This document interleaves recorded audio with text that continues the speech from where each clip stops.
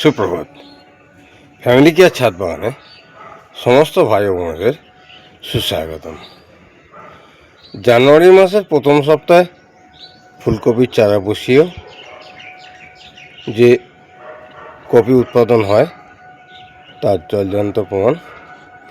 আমি জানুয়ারির ফার্স্ট উইকে চারাগুলো রোপণ করেছিলাম এবং জানুয়ারির সেকেন্ড উইকের মধ্যে চারাগুলোর গ্রোথ ঠিক এই জায়গায় এসে দাঁড়িয়েছে। কীভাবে বসানো হলো? 10x10 গ্রো ব্যাগে 200 গ্রাম ভার্মি কম্পোস্ট মিশিয়ে চারাগুলো গ্রো ব্যাগের মধ্যে বসানো হলো। ঠিক আরও এক সপ্তাহ পর যে গ্রোথ এলো সেই গ্রোথটা দেখার মতো। চারাগুলো ঠিক 25 দিনের মাথায় এই চেহারা নিয়েছে। আজকে জানুয়ারির লাস্ট উইকে দাঁড়িয়ে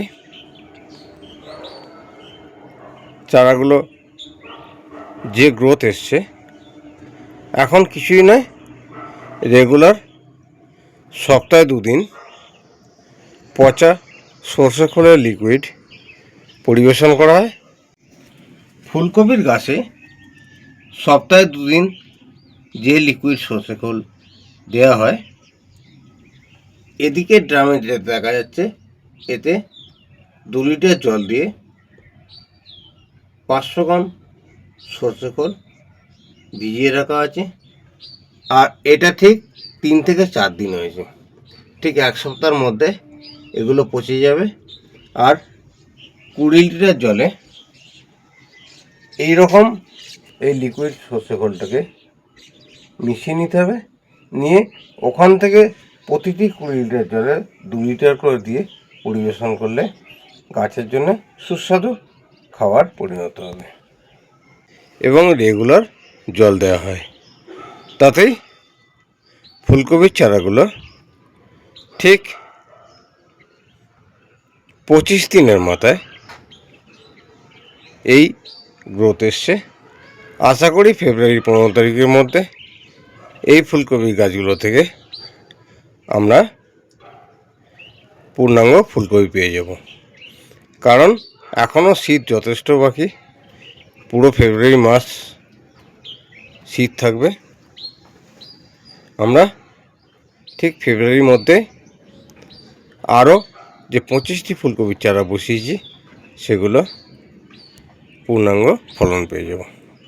পুরো শীত মৌসুমটায় 2বার ফুলকপির চাষ খুব ভালো রকম করা যায়। অক্টোবরের 10 তারিখে যে ফুলকপিগুলো বসিয়েছিলাম সেই ফুলকপিগুলো আজকের দিনে প্রায় শেষ হয়ে এসছে, কয়েকটি আছে। তাহলে অক্টোবর, নভেম্বর, ডিসেম্বর গ্রোথ করে ফুলকপিগুলো পুরো ডিসেম্বর, জানুয়ারি ফ্যামিলিতে ব্যবহার করা হলো। 50টি ফুলকপির চারা দিয়েছিলাম আমি অক্টোবরের 10 তারিখে। তাহলে অক্টোবরে যে ফুলকপিগুলো চাষ করেছিলাম সেগুলো আমরা ডিসেম্বরের আধা থেকে পুরো জানুয়ারি মাস ব্যবহার করলাম। এখন আমরা জানুয়ারির ফার্স্ট উইকে যে ফুলকপির চারাগুলো বসিয়েছি তার গ্রোথ আজকের দিনে ঠিক এই জায়গায় দাঁড়িয়েছে।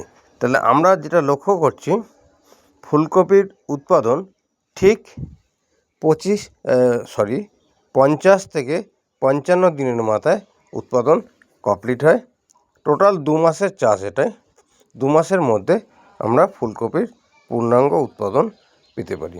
তাই আমরা অক্টোবরে একবার বসিয়েছিলাম, জানুয়ারিতে একবার বসালাম। পুরো শীতের মৌসুম আমরা 2বার ফুলকপির চাষ করে নিতে পারি। ঠিক ফেব্রুয়ারির 15 তারিখের মধ্যে ফুলকপির চেহারাটি এই জায়গায় দাঁড়াবে। যদিও এটা অক্টোবরের 10 তারিখে যে ফুলকপিটা বসিয়েছিলাম তার অবশিষ্ট কয়েকটি আছে, তার মধ্যে একটি। এটি মানে দেখা যায় যে কোনো গাছ হাই গ্রোথ হয়ে প্রথমের দিকে ফলন, মানে একই সঙ্গে প্রত্যেকটা ফুলকপি ফলে না। ধীরে ধীরে আমরা প্রতি সপ্তাহে পুরো 3-4 সপ্তাহ ধরে ফুলকপির চারাগুলোকে আমরা কেটে খেতে পারি। আজকে আর ভিডিও বিশেষ দীর্ঘায়িত করব না।